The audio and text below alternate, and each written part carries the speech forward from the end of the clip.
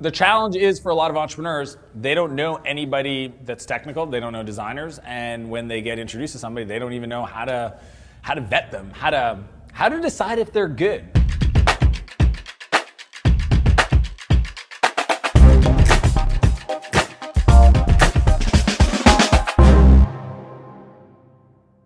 How to vet top startup talent. Maybe you're in a situation where you want to hire a developer and you're not technical, or you want to hire a designer and you don't even know what good design looks like. You know aesthetically if it looks good. This video is really to help you address that challenge of hiring people where you have no background or skill or talent or know-how whatsoever. You know, I remember when I was hiring salespeople for my company Flowtown, that was scary because I was like, how much do I pay them? They're going to be talking to my customers. What's the process? You know, if they close a lot of accounts, what if they want too much commission and then I can't even make a profit? I had no clue how to hire those salespeople. My background was technical. I was a startup tech builder, and that's what I want to share with you guys today is how to think through the way to vet the top talent in your startup, especially when you're in the early days and you're just getting going, or you're hiring even C-level people that you've never hired before, like a COO or a CMO in your business. So number one is do your research. Did you know if you search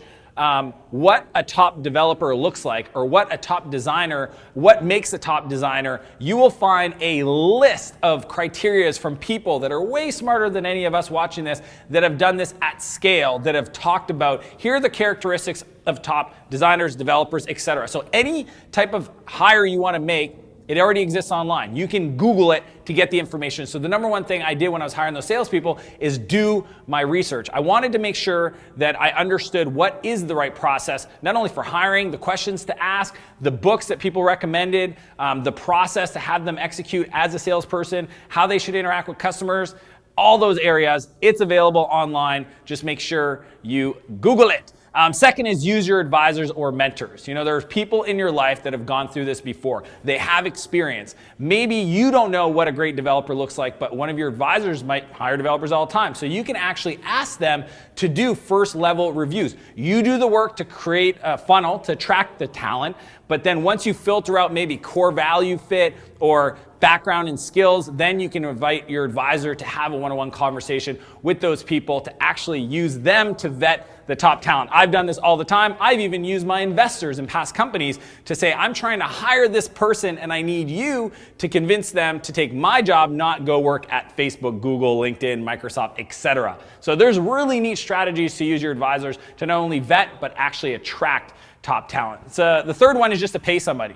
If you don't have the experience, you can actually go on sites like Upwork or others to actually pay somebody that's got the experience to vet the recruits that you've got put together. So you do the work to recruit those people that are potential candidates, then you can pay somebody to do the vetting for you at a fraction of the cost, maybe $1,000 to vet 4 or 5 people, have those calls, review that information. That is a very, very good use of your time because the most expensive mistake you can make is a bad hire. And number 4, I want you to always run a test project. Here's how it works. A test project is you've got some candidates, they pass all the other filters in your recruiting process, and then finally maybe you have 3 left. What you want to do is negotiate with them to do the exact same test project regarding, related to their field. Maybe it's for designers, you'd ask them to do a user onboarding design project, or for a developer, you'd ask them to build some kind of little small applications that interacts with an API, just to keep it simple.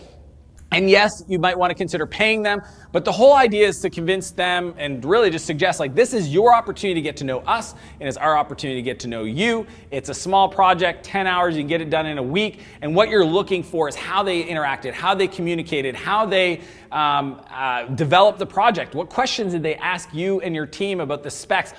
Did they go away and then come back after 10 hours and just deliver the product? Or did they show you an early release or clear up some areas that they were confused about? That is the point of the test project. So real quick, do your research. Go online, identify it, use your advisors and mentors to filter them out. If you don't have that set up, you want to move quickly, pay somebody to do it. It's so simple. And then 4th, make sure that you run a test project. I want to invite you to leave a comment below and let me know what's your top tip when it comes to vetting great talent to join your team. Leave a comment below. I'm going to read them all, respond to them. I want to thank you guys for watching this video. And as per usual, I want to challenge you to live a bigger life and a bigger business. And I'll see you next Monday. If you like this video, be sure to subscribe to my channel to get top strategies on how to start and grow your business. I'd also invite you to join my newsletter where I send out exclusive invites to events, community contests, and free training. And if you're ready to get going, you're hungry, I've queued up a couple videos to get you started right now. Excited to have you here, and I'll see you in the next video.